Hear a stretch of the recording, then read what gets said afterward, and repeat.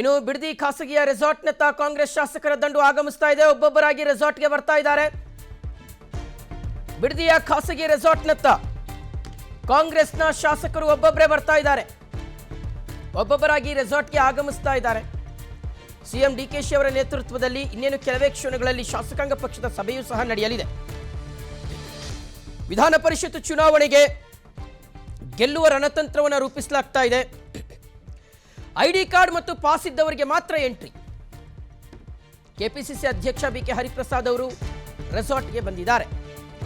ಶಾಸಕರಾದಂತಹ ಅಶೋಕ್ ಪಟ್ಟಣ್, ಪ್ರದೀಪ್ ಈಶ್ವರ್, ಬೇಳೂರು ಗೋಪಾಲಕೃಷ್ಣ, ಪುಟ್ಟರಂಗ್ ಶೆಟ್ಟಿ,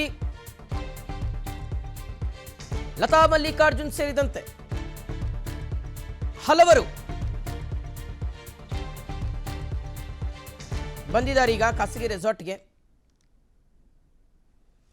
ನೋಡಿ, ಬಿಡದಿಯ ಖಾಸಗಿ ರೆಸಾರ್ಟ್ನಲ್ಲಿ ಎಲ್ಲ ಶಾಸಕರನ್ನೇ ಇರಿಸುವ ಪ್ರಯತ್ನ. ಯಾಕೆ? ನಾಡಿದ್ದು ನಡೆಯುವಂತಹ ಪರಿಷತ್ ಎಲೆಕ್ಷನ್, ಎಲ್ಲೂ ಸಹ ಕುದುರೆ ವ್ಯಾಪಾರ ಆಗಬಾರ್ದು, ಬೇಲಿ ಆರಬಾರ್ದು, ಶಾಸಕರು ಅಡ್ಡ ಮತದಾನ ಆಗಬಾರ್ದು, ಶಾಸಕರು ದಾರಿ ತಪ್ಪಬಾರ್ದು, ದಿಕ್ಕು ತಪ್ಪಬಾರ್ದು, ಪಕ್ಷದ ವಿರುದ್ಧವಾಗಿರ್ತಕ್ಕಂತಹ ಚಟುವಟಿಕೆಗಳಲ್ಲಿ ಭಾಗಿಯಾಗಬಾರ್ದು. ಈ ನಿಟ್ಟಿನಲ್ಲಿ ಅವರನ್ನು ಸೇಫ್ ಗಾರ್ಡ್ ಮಾಡುವ ಕಾರ್ಯ, ಅವರನ್ನು ಹಿಡಿದಿಟ್ಟುಕೊಳ್ಳುವ ಪ್ರಯತ್ನ. ಹೀಗಾಗಿ ನೋಡಿ, ದೃಶ್ಯಗಳಲ್ಲಿ ಗಮನಿಸ್ತದೆ, ಬೇಳೂರು ಗೋಪಾಲಕೃಷ್ಣ ಅವರನ್ನು ಗಮನಿಸ್ತಾ ಇದ್ದೀವಿ. ಈಗಷ್ಟೇ ಅವರು ಬಂದರು. ಬಿ ಕೆ ಹರಿಪ್ರಸಾದ್ ಅವರು ಬಂದಿದ್ದಾರೆ, ಕೆಪಿಸಿಸಿ ಅಧ್ಯಕ್ಷರು. ಒಬ್ಬೊಬ್ಬರೇ ಬರ್ತಾ ಇದ್ದಾರೆ. ಈಗ ಆ್ಯಕ್ಚುಲಿ ಏನಿತ್ತು ಅಂದರೆ, ಎಲ್ಲ ಬಸ್ನಲ್ಲಿ ಬರ್ತಾರೆ ಅಂತ ಇತ್ತು. ಎಲ್ಲ ಒಂದಷ್ಟು ಜನ ಶಾಸಕರು ಗುಂಪಾಗಿ ಬಸ್ನಲ್ಲಿ ಬರ್ತಾರೆ ಅಂತ. ಆದರೆ ಏಕಾಂಗಿಯಾಗಿ ಒಬ್ಬೊಬ್ಬರೇ ಬರ್ತಾ ಇದ್ದಾರೆ. ಈಗ ಹಿಂಗೆ ಬಂದರೆ ನೀವು ಹೆಂಗೆ ಶಾಸಕರನ್ನೆಲ್ಲರನ್ನ ಒಂದು ಕಡೆ ಸೇರಿಸ್ಕೊಳ್ತೀರಿ ಅಂತ, ಹೆಂಗೆ ಒಂದು ಕಡೆ ಸೇರಿಸ್ತೀರಿ ಅಂತ ತುಂಬ ಟೈಮ್ ಆಗಲ್ವಾ? ಮತ್ತು ಈಗ ಒಂದಷ್ಟು ಗೊಂದಲಗಳು ಸೃಷ್ಟಿ ಆಗ್ಬಿಡ್ತವೆ. ಈಗ ಒಬ್ಬರು ಬಂದಿಲ್ಲ, ಇನ್ನೊಬ್ಬರು ಬಂದಿಲ್ಲ, ಬರೋದಕ್ಕೆ ಲೇಟೇ ಆಗುತ್ತೆ. ಲೇಟ್ ಆಗೋಯ್ತು ಅಂದರೆ ಲೇಟ್ ಆಗೋಯ್ತಲ್ಲ, ಬಹುಶಃ ಅವ್ರು ಬರ್ತಾರೋ ಇಲ್ವೋ ಅನ್ನೋ ರೀತಿದಂತ ಒಂದಷ್ಟು ಚರ್ಚೆಗಳು ಶುರುವಾಗ್ತವೆ. ಓಕೆ, ಡೀಟೇಲ್ಸ್ ಕೊಡ್ತಾರೆ ನಮ್ಮ ಪ್ರತಿನಿಧಿ ರಂಜನ್. ಈಗ ರೆಸಾರ್ಟ್ ಬಳಿಯಿಂದ ಲೈವಲ್ಲಿ ಕನೆಕ್ಟ್ ಆಗ್ತಾ ಇರ್ತಕ್ಕಂಥದ್ದು. ರಂಜನ್, ಈಗ ಯಾರ್ಯಾರೆಲ್ಲ ಬರ್ತಾ ಇದ್ದಾರೆ, ಎಷ್ಟು ಜನ ಬಂದಿದ್ದಾರೆ? ಆ್ಯಕ್ಚುಲಿ ಎಲ್ಲ ಒಟ್ಟಿಗೆ ಬರ್ತಾರೆ ಅನ್ನುವ ಮಾಹಿತಿ ಇತ್ತು, ಅಂದರೆ ಬ್ಯಾಚ್ ಬೈ ಬ್ಯಾಚ್ ಬರ್ತಾರೆ ಅಂತ ಅನ್ಕೊಂಡಿದ್ವಿ. ಆದರೆ ಒಬ್ಬೊಬ್ಬರೇ ಬರ್ತಾ ಇರ್ತಕ್ಕಂಥದ್ದು. ಸೊ ಸದ್ಯ ಏನು ನಡೀತಾ ಇದೆ ಅಲ್ಲಿ ಅಂತ ರಂಜನ್?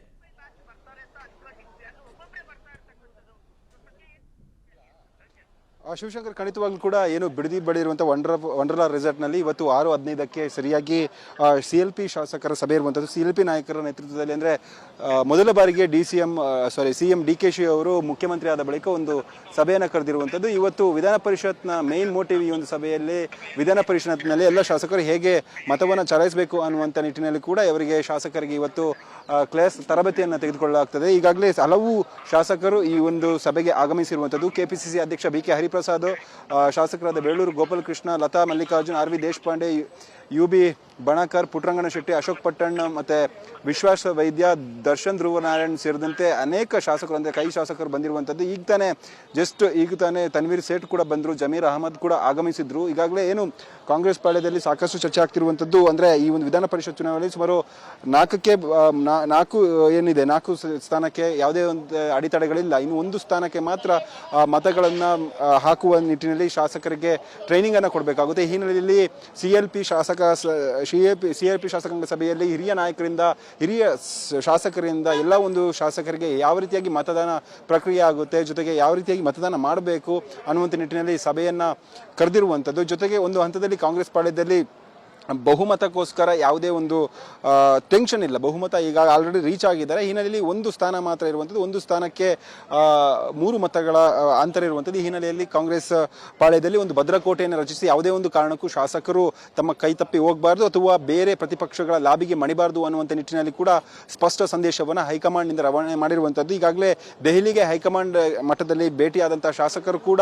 ಅವರನ್ನು ಪ್ರತ್ಯೇಕವಾಗಿ ಕಾಂಟ್ಯಾಕ್ಟ್ ಮಾಡಿ ಅವರ ಜೊತೆ ಮಾತನಾಡುವಂಥ ಕೆಲಸವನ್ನು ಕೂಡ ಮಾಡಲಾಗಿದೆ. ಈಗಾಗಲೇ ಪ್ರದೀಪ್ ಈಶ್ವರ್ ಅವರು ತಮ್ಮ ಒಂದು ಕಾಂಗ್ರೆಸ್ನಲ್ಲಿ ಯಾವ ರೀತಿಯಾದಂತಹ ರೆಸಾರ್ಟ್ಗೆ ಎಲ್ಲ ಶಾಸಕರನ್ನ ಕರೆದುಕೊಂಡು ಬಂದಿದ್ದೀರಾ ಅನ್ನುವಂಥ ಪ್ರಶ್ನೆಗೆ ಅವರು ಉತ್ತರ ಕೊಡ್ತಿದ್ರು. ಆ ಒಂದು ಸಂದರ್ಭದಲ್ಲಿ ಅವ್ರು ಹೇಳ್ತಿದ್ದು, ನಮ್ಮ ಒಂದು ಕೈ ಶಾಸಕ ಅಥವಾ ಪಕ್ಷದಲ್ಲಿ ಯಾವುದೇ ಒಂದು ಭಿನ್ನಾಭಿಪ್ರಾಯ ಇಲ್ಲ ಅಥವಾ ಯಾವುದೇ ಒಂದು ವಿಕೆಟ್ ಔಟ್ ಆಗುತ್ತೆ ಅನ್ನುವಂಥ ಭಯ ಇಲ್ಲ. ಭಯ ಇರಬೇಕಾಗಿರೋದು JDS ಪಕ್ಷಕ್ಕೆ, ಯಾಕಂದ್ರೆ ನಿತ್ಯವಾಗಿ JDS ಪಕ್ಷದಿಂದಲೇ ನಮ್ಮ ಪಕ್ಷಕ್ಕೆ ಬರ್ತಾರೆ ಅನ್ನುವಂತಹ ಮಾತನ್ನು ಕೂಡ ಪ್ರದೀಪ್ ಈಶ್ವರ ಹೇಳ್ತಿರುವಂಥದ್ದು. ಈಗಾಗಲೇ KPCC ಅಧ್ಯಕ್ಷರಾದಂಥ BK ಹರಿಪ್ರಸಾದ್ ಅವರು ಕೂಡ ಈ ಒಂದು ರೆಸಾರ್ಟ್ಗೆ ಆಗಮಿಸಿದ್ದಾರೆ. ಈ ಒಂದು ಹರಿಪ್ರಸಾದ್ ಜೊತೆಗೆ DKಶಿ ಅವರ ನೇತೃತ್ವದಲ್ಲಿ ಈ ಒಂದು ಸಭೆ ನಡೆಯುತ್ತೆ. ಸುಮಾರು 6:15 ಎಕ್ಸಾಕ್ಟ್ ಆಗಿ 6:15 6:30 ಒಳಗೆ ಅಂದ್ರೆ ಸುಮಾರು 15 ನಿಮಿಷಗಳ ಅಂತರದಲ್ಲಿ CLP ನಾಯಕರ ಸಭೆ ಆರಂಭ ಆಗುತ್ತೆ. ಶಾಸಕರು ಬಹುತೇಕವಾಗಿ ಬರಬೇಕು. ಸುಮಾರು 138ರಿಂದ 140 ರೂಮ್ಗಳನ್ನ ಬುಕ್ ಆಗಿದೆ. 140 ಶಾಸಕರು ಬರ್ತಾರೆ ಅಂತ ಹೇಳಿ ಶಾಸಕರಾದ ಅಲ್ಲಮಪ್ರಭು ಅವರು ಹೇಳಿಕೆಯನ್ನು ಕೊಟ್ಟಿರುವಂತದ್ದು.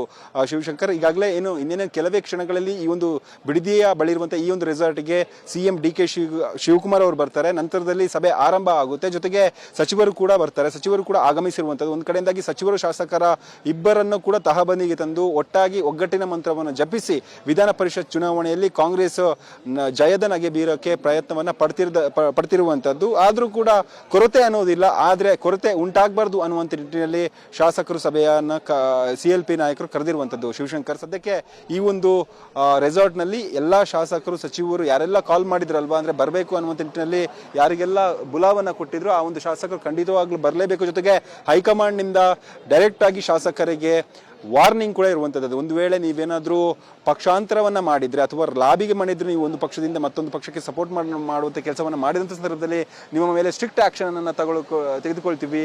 ಪಕ್ಷಾಂತರ ನಿಷೇಧ ಕಾಯ್ದೆ ಅನ್ವಯ ನೀವು ಪಕ್ಷಾಂತರ ಮಾಡಂಗಿಲ್ಲ.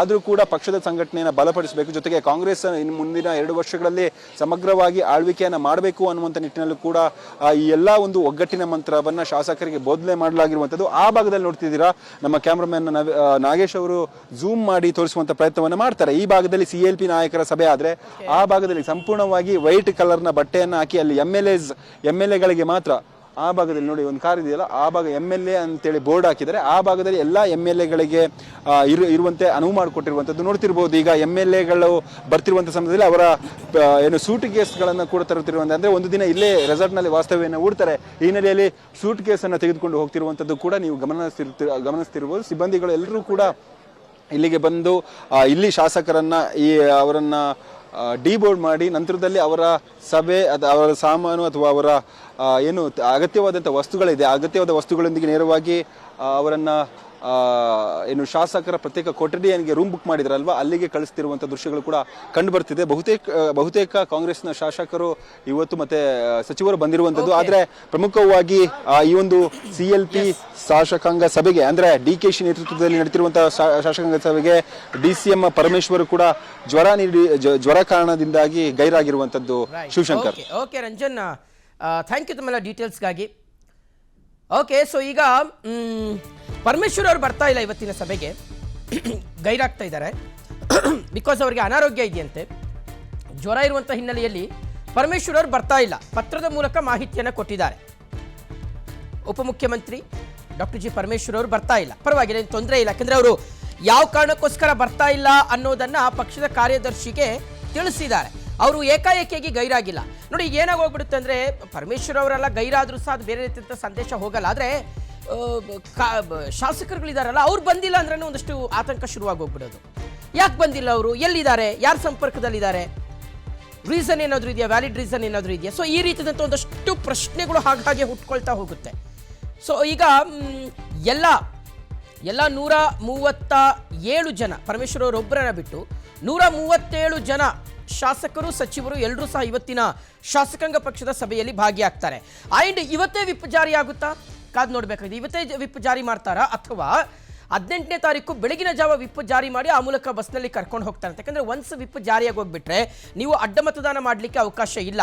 ಆಮೇಲೆ ಅಡ್ಡ ಮತದಾನ ಮಾಡಿದಾರಾ ಇಲ್ವಾ ಅಂತ ಕಂಡುಹಿಡಿಯೋದಕ್ಕೂ ಒಂದು ಸ್ವಲ್ಪ ಕಷ್ಟ ಸಾಧ್ಯ ಆಗುತ್ತೆ. ಬಿಕಾಸ್ ಇದು ಗೌಪ್ಯ ಮತದಾನ ಆಗಿರುತ್ತೆ, ಸೀಕ್ರೆಟ್ ವೋಟಿಂಗ್ ಆಗಿರೋದ್ರಿಂದ ಇದನ್ನು ನೀವು ಅಡ್ಡ ಮತದಾನ ಮಾಡಿದಾರಾ ಇಲ್ವಾ ಅಂತ. ಬಟ್ ವೇರಿನ ಅದನ್ನು ಕೂಲಂಕುಷವಾಗಿ ತನಿಖೆಗೆ ಒಳಪಡಿಸಿದಂಥ ಸಂದರ್ಭದಲ್ಲಿ ಯಾರು ಅಡ್ಡ ಮತದಾನ ಮಾಡಿದ್ದಾರೆ ಅನ್ನೋದು ಸಹ ಗೊತ್ತಾಗ್ಬಿಡುತ್ತೆ. ಇನ್ಫ್ಯಾಕ್ಟ್ ಆದರೆ ಗೊತ್ತಾಗ್ಬಿಡುತ್ತೆ, ಇಮಿಡಿಯೇಟ್ಲಿ ಅವರ ವಿರುದ್ಧ ಪಕ್ಷ ಒಂದಷ್ಟು ಕ್ರಮಗಳನ್ನು ಕೈಗೊಳ್ಳೋದಕ್ಕೆ ಅವಕಾಶಗಳು ಸಹ ಇರುತ್ತೆ.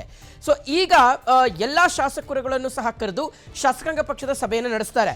ಆ್ಯಂಡ್ ಈ ಒಂದು ಸಭೆಯಲ್ಲಿ ಇವತ್ತೇ ಯಾವ್ಯಾವ ಶಾಸಕರುಗಳು ಯಾವ್ಯಾವ ಅಭ್ಯರ್ಥಿಗೆ ವೋಟ್ ಹಾಕಬೇಕು ಅದನ್ನು ಡಿವೈಡ್ ಮಾಡ್ತಾರೆ ಅನ್ನೋದನ್ನು ನೋಡಬೇಕಾಗಿದೆ. ಯಾಕಂದರೆ 28 ವೋಟ್ ಬೇಕು ಒಬ್ಬ ಅಭ್ಯರ್ಥಿ ಗೆಲ್ಲೋದಕ್ಕೆ. 28 ಪ್ಲಸ್ 1 ವೋಟನ್ನೇ ಎಕ್ಸ್ಟ್ರಾ ಹಾಕಿಸ್ಕೊಳ್ಳುತ್ತಂತೆ ಕಾಂಗ್ರೆಸ್ ಇರುವಂತಹ ಮಾಹಿತಿಯ ಪ್ರಕಾರ. ಸೊ 29 ಶಾಸಕರುಗಳು ಒಬ್ಬೊಬ್ಬ ಅಭ್ಯರ್ಥಿಗೆ ವೋಟ್ ಮಾಡ್ತಾರೆ ಅನ್ನುವ ವಿಚಾರ ಇದೆ. ಸೊ ಹಾಗಾಗಿ 29 ಶಾಸಕರುಗಳು ಯಾರಿಗೆ ವೋಟ್ ಮಾಡಬೇಕು, ಇನ್ನುಳಿದಂತೆ 29 ಶಾಸಕರು ಇನ್ಯಾರಿಗೆ ವೋಟ್ ಮಾಡಬೇಕು. ಸೊ ಹಾಗೆ 4 ಜನ ಅಭ್ಯರ್ಥಿಗಳಿದಾರಲ್ವ, ಫಸ್ಟ್ 4 ಕ್ಯಾಂಡಿಡೇಟ್ಸ್ ಏನಿದೆ ಅವರು ಬಹಳ ಈಸಿಯಾಗಿ ಗೆಲ್ತಾರೆ. ಕಾಂಗ್ರೆಸ್ಗೆ ಆ ವಿಚಾರದಲ್ಲಿ ಯಾವುದೇ ರೀತಿಯಾದಂಥ ಆತಂಕ ಇಲ್ಲ. ವೇರಿನ್ ವಿನಯ್ ಕಾರ್ತಿಕ್ ಅವರು ಏನಿದಾರಲ್ಲ, ಮತ್ತು ಬಹಳ ಸ್ಪೆಷಲ್ ಇಂಟ್ರೆಸ್ಟ್ ತೆಗೆದುಕೊಂಡು ಮುಖ್ಯಮಂತ್ರಿ ಡಿ ಕೆ ಶಿವಕುಮಾರ್ ಅವರು ವಿನಯ್ ಕಾರ್ತಿಕ್ ಅವರನ್ನು ಕಣಕ್ಕಿಳಿಸಿರುವಂಥದ್ದು. 5ನೇ ಅಭ್ಯರ್ಥಿಯಾಗಿ ಅವರಿದ್ದಾರೆ. ಟೋಟಲ್ ಲೆಕ್ಕಾಚಾರದಲ್ಲಿ 7th ಕ್ಯಾಂಡಿಡೇಟ್ ಅವರು.